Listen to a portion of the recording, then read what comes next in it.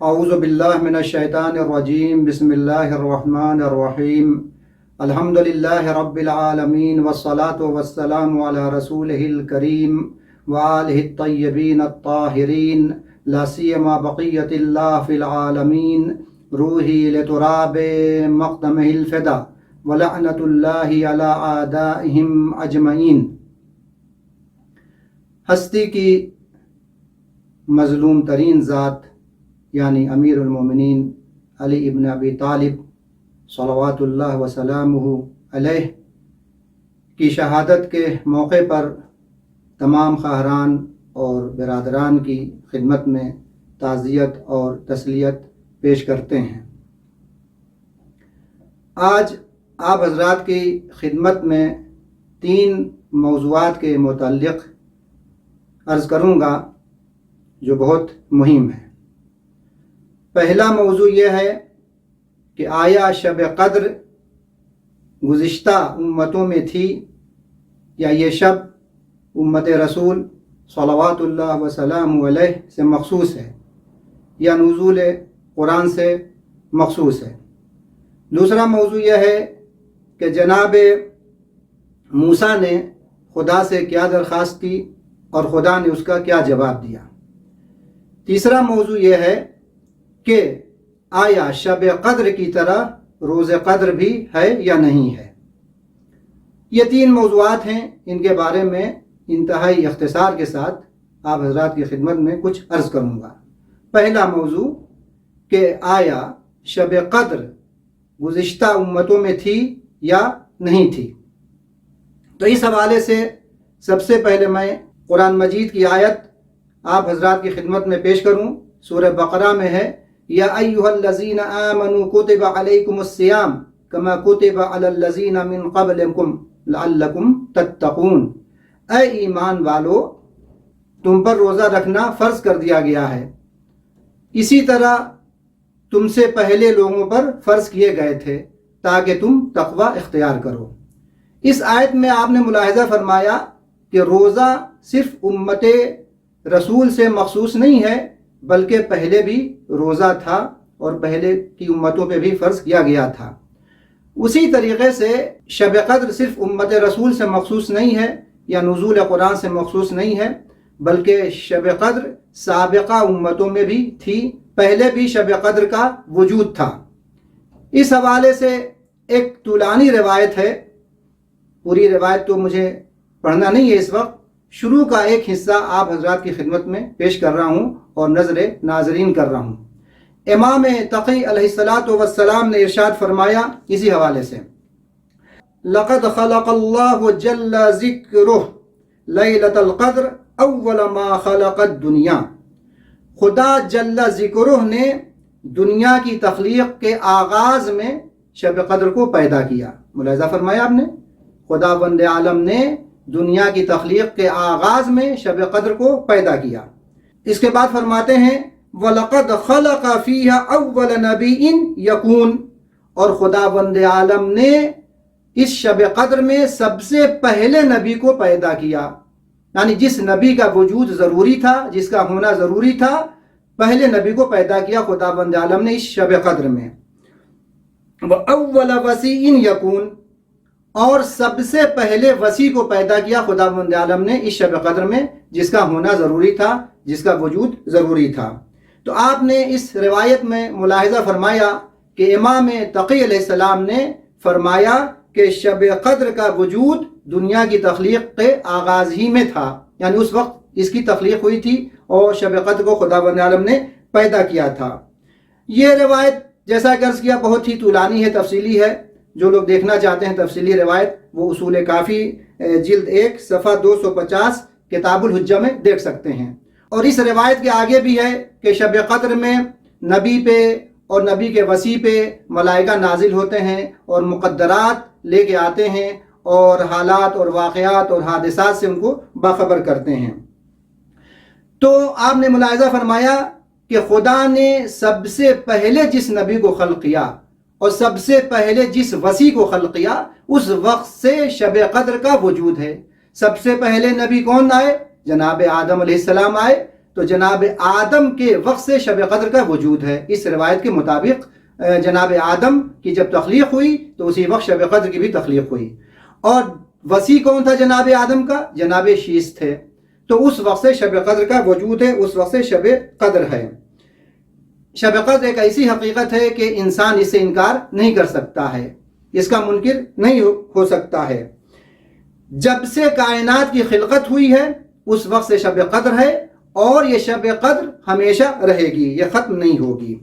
خداوند عالم نے شب قدر میں نبی اور وسیع کے وجود کو مقرر کیا ہے اور مقدر کیا ہے ہمارے لیے۔ شب قدر کا حجت خدا اور وسیع خدا سے بہت گہرا ربط ہے۔ اس پہ عام انسان کی توجہ بہت کم رہتی ہے۔ ہم لوگ کی توجہ نماز پہ رہتی ہے، دعاؤں پہ رہتی ہے، جو شب قدر میں وارد ہوئی ہیں وہ اچھی چیز ہے، سب صحیح ہے، لیکن اس پہ توجہ ہماری کم رہتی ہے کہ شب قدر کا حجت خدا سے، وسیع خدا سے بہت ہی گہرا ربط ہے۔ جب تک شب قدر ہے اس وقت تک حجت خدا ہے، اور جب تک حجت خدا ہے اس وقت تک شب قدر کا وجود ہے۔ جب تک امام معصوم ہے اس وقت تک شب قدر ہے، اور جب تک شب قدر ہے اس وقت تک امام معصوم موجود ہیں۔ آپ سورہ انا انزلنا میں پڑھتے ہیں، کیا پڑھتے ہیں؟ تنزل الملائکۃ والروح۔ شب قدر میں ملائکہ نازل ہوتے ہیں، روح نازل ہوتے ہیں۔ تو اس کا مطلب کیا ہے؟ یعنی یہ سلسلہ جاری رہے گا قیامت تک، ملائکہ نازل ہوتے رہیں گے، شب قدر میں آتے رہیں گے۔ کس پہ آتے ہیں؟ میرے اوپر آتے ہیں یا کسی اور پہ آتے ہیں؟ ہم لوگ اس قابل نہیں ہیں۔ کس پہ آتے ہیں؟ حجت خدا پہ آتے ہیں، جو اس وقت حجت خدا ہے، یعنی امام زمانہ عجل اللہ تعالی فرجہ شریف کی خدمت میں آتے ہیں، ملائکہ ان کی خدمت میں آتے ہیں۔ تو ملاحظہ فرمایا آپ نے کہ شب قدر کا وجود اس وقت تک رہے گا جب تک حجت خدا اس روئے زمین پر ہے۔ مختصر عرض کر دوں کہ شب قدر سے انکار ولایت سے انکار ہے، شب قدر سے انکار امامت سے انکار ہے، یا یوں عرض کر دوں کہ امامت سے انکار شب قدر سے انکار ہے، ولایت سے انکار شب قدر سے انکار ہے۔ تو یہ ہے اہمیت شب قدر کی، جو اس کے پہلے بھی یہ شب تھی اور موجود تھی جیسا کہ عرض کیا، اور رہے گی تا حیات رہے گی، تا قیامت یہ شب رہے گی ہمارے درمیان، اس لیے کہ تا قیامت حجت خدا ہمارے درمیان ہے، اس لیے شب قدر بھی رہے گی۔ ایک روایت منقول ہے رسول اکرم صلی اللہ علیہ وآلہ سے، وہ روایت یہ ہے کہ ان اللہ وہب لامتی لیلۃ القدر ولم یعطها من کان قبلہم۔ یہ مقدس رات اللہ نے فقط میری امت کو عطا فرمائی ہے، سابقہ امتوں میں سے یہ شرف کسی کو بھی نہیں ملا۔ یہ روایت ہے۔ تو ابھی جو میں نے آپ حضرات کی خدمت میں روایت پیش کی امام تقی علیہ السلام کی، کہ دنیا کی تخلیق کے آغاز میں شب قدر کو خدا نے خلق کر دیا تھا، اور یہ روایت تو اس کے برخلاف ہے۔ یہ روایت سنی کتابوں میں ہے، شیعہ مراجع اور مصادر میں یہ روایت مجھے نہیں ملی۔ اور عرض کیا آپ حضرات کی خدمت میں کہ شب قدر کا حجت خدا سے بہت گہرا ربط ہے، وسیع خدا سے بہت گہرا ربط ہے، اس بنا پہ یہ روایت جعل کی گئی ہے، میرے خیال میں ایسا ہی لگ رہا ہے۔ تو پہلے موضوع کے بارے میں اختصار کے ساتھ آپ حضرات کی خدمت میں عرض کر دیا کہ شب قدر سابقہ امتوں میں تھی، اور جب سے کائنات کی تخلیق ہوئی، دنیا کی تخلیق ہوئی، اسی کے آغاز میں خداوند عالم نے شب قدر کو خلق کر دیا تھا، پیدا کر دیا تھا، اور پہلے نبی کو پیدا کیا تھا اسی شب میں، اور نبی کے وسیع کو بھی خداوند عالم نے پیدا کیا تھا۔ دوسرا موضوع یہ تھا کہ جناب موسیٰ نے خداوند عالم سے درخواست کی، اور خدا نے اس کا جواب دیا۔ کیا درخواست کی، کیا جواب دیا، اس حوالے سے آپ حضرات روایت ملاحظہ فرمائیں۔ یہ بھی روایت سننے والی ہے، یہ حدیث بہت اچھی ہے۔ رسول اکرم صلی اللہ علیہ وآلہ نے فرمایا کہ جناب موسیٰ نے کیا کہا؟ قال موسیٰ، جناب موسیٰ نے کہا، خدا کی بارگاہ میں عرض کیا، کیا عرض کیا؟ الہی ارید قربک، خدا وند عالم سے کہا، اے خدا ہم تمہارا قرب چاہتے ہیں، ہم تم سے نزدیک ہونا چاہتے ہیں۔ اپنی مناجات میں جناب موسیٰ نے خدا سے یہ درخواست کی، اور یہ روایت رسول اکرم صلی اللہ علیہ وآلہ سے نقل ہے۔ اے خدا ہم تیرا قرب چاہتے ہیں، تجھ سے نزدیک ہونا چاہتے ہیں، تو خدا نے کیا جواب دیا؟ ملاحظہ فرمائیں۔ قال، خدا نے کہا، قربی لمن استيقظ لیلۃ القدر، میرا قرب اس کے لیے ہے، مجھ سے نزدیک وہی ہو سکتا ہے جو شب قدر میں بیدار رہے، شب قدر میں بیدار رہے۔ شب قدر میں بیدار رہنے کی بہت فضیلت ہے، بہت ثواب ہے، لیکن بیدار رہنے کا مطلب صرف یہ نہیں کہ ہم جاگتے رہیں، جاگنا اچھی بات ہے، اس کا بھی ثواب ہے، لیکن ایک ہدف کے تحت ہم جاگیں، ایک مقصد کے تحت جاگیں تو اس کا ثواب زیادہ ہے اور نور علی نور ہے۔ مثال کے طور پر سحر خیزی اچھی چیز ہے، انسان سحر میں اٹھے، اس کا ثواب ہے، اس کے اثرات ہیں، برکات ہیں، لیکن نماز شب کی نیت سے انسان اٹھے، نماز شب پڑھنے کے لیے اٹھے تو اس کی بات ہی کچھ اور ہوتی ہے۔ اسی طریقے سے شب قدر میں بیدار رہنا، احیا جس کو ہم لوگ کہتے ہیں، اس کا بھی بہت ثواب ہے، اس کے برکات ہیں، اثرات ہیں، لیکن یہ بیدار رہنا ہمارا ایک مقصد کے تحت ہو۔ ہم کس چیز سے بیدار ہوں؟ اپنی غفلتوں سے بیدار ہوں، اپنی کمزوریوں سے بیدار ہوں، اپنے نقائص سے بیدار ہوں، تو اس کی بات ہی کچھ اور ہوگی۔ تو جناب موسیٰ نے خدا سے کہا کہ خدا ہم تمہارا قرب چاہتے ہیں، تو خدا نے کہا کہ تم شب قدر میں بیدار رہو۔ دوسری درخواست کیا کی جناب موسیٰ نے خدا سے؟ یہ در واقع 6 درخواستیں ہیں خدا سے۔ دوسری درخواست یہ ہے، قال، جناب موسیٰ نے کہا، الہی ارید رحمتک، اے خدا ہم تیری رحمت چاہتے ہیں۔ قال، تو خدا نے کیا کہا؟ رحمتی لمن رحم المساکین لیلۃ القدر، خدا نے کہا ہماری رحمت اس کے لیے ہے جو مساکین پہ رحمت کرے، یعنی مساکین کا خیال رکھے، ان کی مدد کرے شب قدر میں، تو ہماری رحمت اس کے شامل حال رہے گی۔ اب آپ ملاحظہ فرمائیں کہ شب قدر میں جو لوگ مساکین کا خیال رکھیں، فقراء کا خیال رکھیں، محتاجوں کا خیال رکھیں، غریبوں کا خیال رکھیں، تو اس میں کتنا ثواب ہے۔ خدا کی رحمت اس کے شامل حال رہے گی جو شب قدر میں یہ کام کرے گا اور ضرورت مندوں کی ضرورت کو جو پوری کرے گا۔ تیسری درخواست کیا تھی جناب موسیٰ کی خدا کی بارگاہ میں؟ وہ یہ تھی، قال، جناب موسیٰ نے کہا، الہی ارید الجواز علی الصراط، خدایا ہم چاہتے ہیں کہ پل صراط سے گزر جائیں، اس پہ گزرنے کی اجازت مل جائے، آسانی سے ہم پل صراط سے گزر جائیں۔ قال، تو خدا نے کیا کہا؟ ذالک لمن تصدق بصدقۃ فی لیلۃ القدر، کہا کہ پل صراط سے وہ گزرے گا کہ جو شب قدر میں صدقہ دے، جو شب قدر میں صدقہ دے وہ پل صراط سے گزرے گا۔ اور صدقے کا مطلب صرف پیسہ دینا نہیں ہوتا ہے، صدقے کا مفہوم بہت ہی وسیع ہے اور بہت ہی عریض ہے، دامن وقت میں گنجائش نہیں ہے کہ اس کے بارے میں عرض کروں اور اس کے حوالے سے کچھ عرض کروں۔ پھر کیا درخواست کی جناب موسیٰ نے؟ قال، الہی ارید من اشجار الجنہ و ثمارہا، اے خدا ہم جنت کے درخت چاہتے ہیں اور اس کے پھل چاہتے ہیں۔ مقصد یہاں پہ نعمات جنت ہیں، یعنی جنت کی نعمتیں ہیں۔ جناب موسیٰ نے کہا کہ ہم جنت کی نعمتیں چاہتے ہیں۔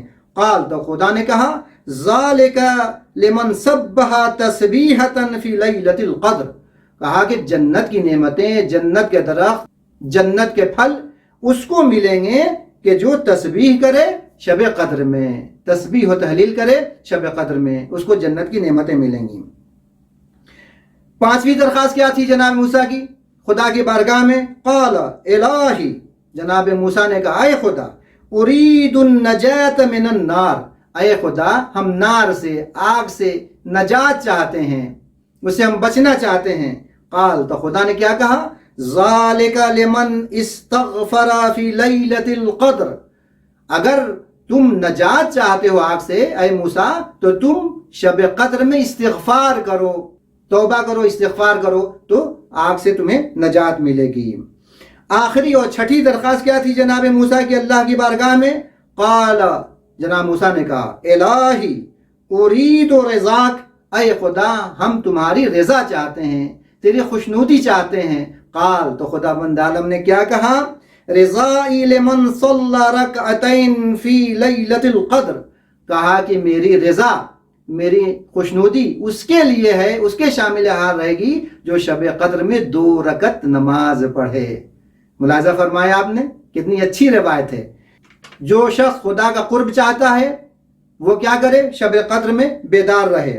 جو خدا کی رحمت چاہتا ہے وہ مساکین پہ رحمت کرے یعنی ان کا خیال رکھے، جو پل صراط سے گزرنا چاہتا ہے وہ صدقہ دے شب قدر میں، اور جو جنت کی نعمتیں چاہتا ہے وہ کیا کرے شب قدر میں تسبیح و تحلیل کرے، اور جو آگ سے بچنا چاہتا ہے، آتش جہنم سے بچنا چاہتا ہے، وہ کیا کرے استغفار کرے شب قدر میں، اور جو اللہ کی خوشنودی چاہتا ہے، خدا کی رضا چاہتا ہے، وہ کیا کرے شب قدر میں 2 رکعت نماز پڑھے۔ کتنی اچھی روایت تھی، آپ نے ملاحظہ فرمایا۔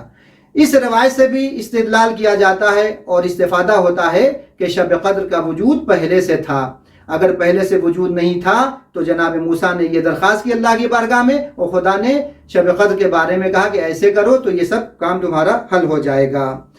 یہ روایت متعدد کتابوں میں موجود ہے، میں صرف ایک کتاب کا حوالہ دے رہا ہوں، اس میں آپ حضرات اس روایت کو دیکھ سکتے ہیں۔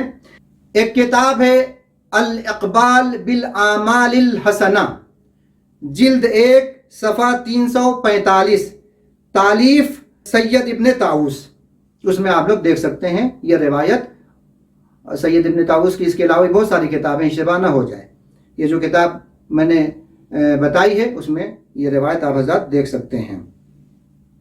تو 2 موضوع کے بارے میں آپ حضرات کی خدمت میں عرض کیا۔ تیسرا موضوع جس کا میں نے شروع میں وعدہ کیا تھا بتاؤں گا، اس حوالے سے بھی بتا دوں۔ کیا تھا وہ موضوع؟ کہ شب قدر کی طرح آیا روز قدر بھی ہے یا نہیں ہے؟ تو اس حوالے سے آپ حضرات کی خدمت میں عرض کر دوں کہ عام طور پر ہمارے یہاں لوگ یہ سمجھتے ہیں کہ صرف شب قدر ہے، روز قدر نہیں ہے، جبکہ ایسا نہیں ہے، بلکہ شب قدر بھی ہے اور روز قدر بھی ہے۔ لوگ شب قدر کے بارے میں جانتے ہیں لیکن روز قدر کے بارے میں لوگ نہیں جانتے ہیں، اس سے آگاہی کم ہے، اس کو لوگ کم جانتے ہیں۔ شب قدر کے بعد جو دن آتا ہے وہ روز قدر ہے، یعنی ماہ رمضان کی 19 تاریخ، 21 تاریخ اور 23 تاریخ، شب قدر کے بعد جو دن آتا ہے وہ روز قدر ہے۔ میں پھر دہرا رہا ہوں، یعنی ماہ رمضان کی 19 تاریخ، 21 تاریخ اور 23 تاریخ، اس کو روز قدر کہا گیا ہے۔ فقہا اور علماء کی باتوں سے استفادہ ہوتا ہے، اس سے معلوم ہوتا ہے کہ روز قدر عام دنوں کی طرح نہیں ہے، اس کی بھی فضیلت ہے، اس کی بھی اہمیت ہے، اس کی بھی ارزش ہے۔ مثال کے طور پر آپ حضرات کی خدمت میں صرف علامہ مجلسی کا قول اس حوالے سے عرض کر دوں، اس کا مفہوم بلکہ عرض کر دوں آپ حضرات کی خدمت میں، کہ اس حوالے سے علامہ مجلسی نے اپنی کتاب زاد المعاد میں صفحہ 129 پہ لکھا ہے، اس کا خلاصہ، اس کا نچوڑ میں آپ حضرات کی خدمت میں پیش کر رہا ہوں۔ آپ لکھتے ہیں کہ شب قدر کے دنوں کی حرمت کا خیال رکھیں، شب قدر کے دنوں کی حرمت کا خیال رکھیں، ان دنوں میں عبادت کریں، قرآن کی تلاوت کریں، دعا کا اہتمام کریں۔ کیوں؟ وجہ کیا بتا رہے ہیں؟ وجہ یہ بتا رہے ہیں کہ معتبر احادیث میں وارد ہوا ہے کہ روز قدر کی فضیلت شب قدر کی فضیلت کے مانند ہے، یعنی روز قدر شب قدر کی طرح ہے، فضیلت کے اعتبار سے روز قدر شب قدر سے کم نہیں ہے، یہ آپ نے فرمایا ہے۔ علامہ مجلسی نے روایت کا تذکرہ نہیں کیا ہے، بس اشارہ کر کے گزر گئے ہیں۔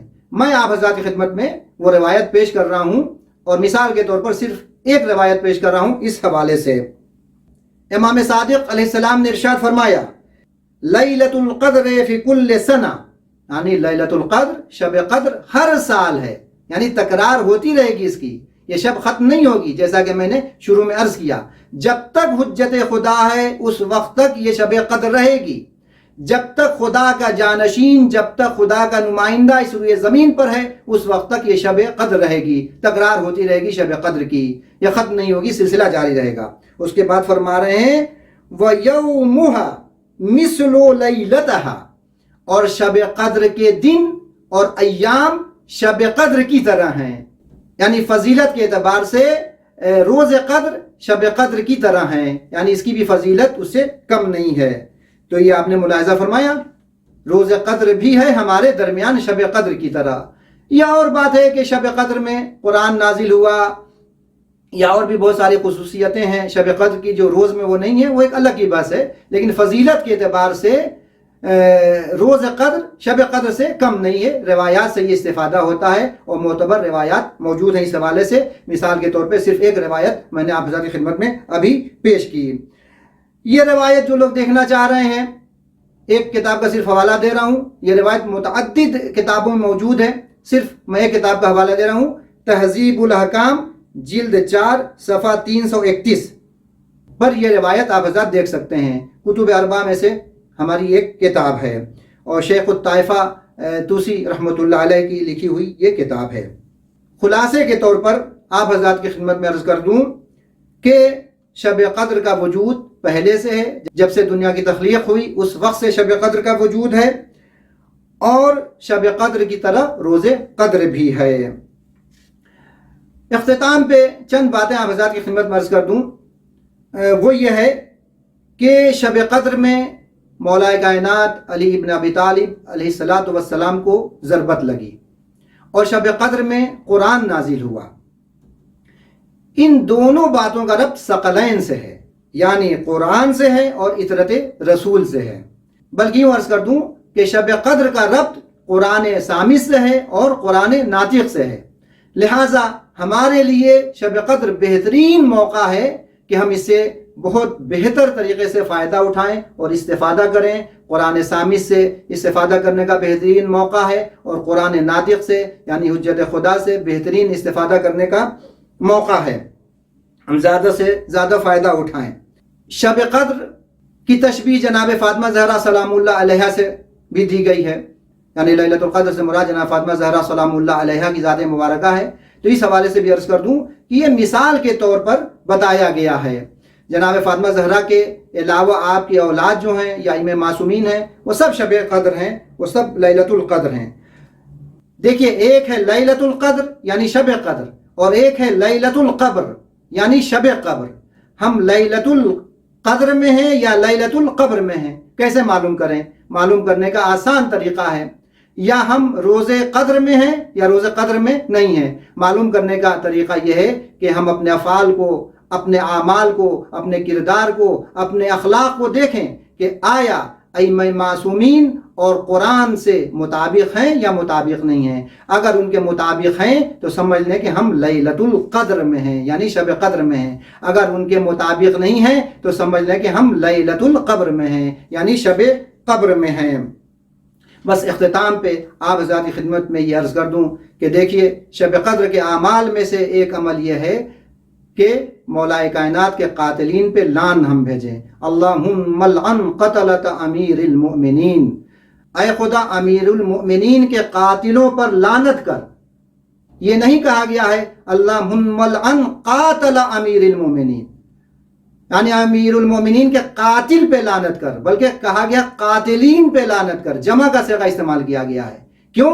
اس لیے کہ مولا کائنات کے جسم کا قاتل ایک شخص تھا، ایک ذات تھی، وہ ابن ملجم تھی، لیکن قاتلین بہت سارے تھے مولا کائنات کے، ایک قاتل نہیں تھا۔ علوی فکر اور علوی آئیڈیالوجی کے قاتل بہت سارے لوگ تھے، وہ اصحاب ثقیفہ تھے، وہ ابو سفیان کی آل میں سے تھے، جو مولا کائنات کے قاتلین میں سے ہیں۔ اس بنا پہ کہا گیا ہے اللہم لعن قتلۃ امیر المومنین، خدایا امیر المومنین کے قاتلین پر لعنت کر، قاتل پہ نہیں کہا ہے، اس لیے جمع کا صیغہ استعمال کیا گیا ہے۔ اللہم عجل لولیک الفرج، والسلام علیکم ورحمۃ اللہ وبرکاتہ۔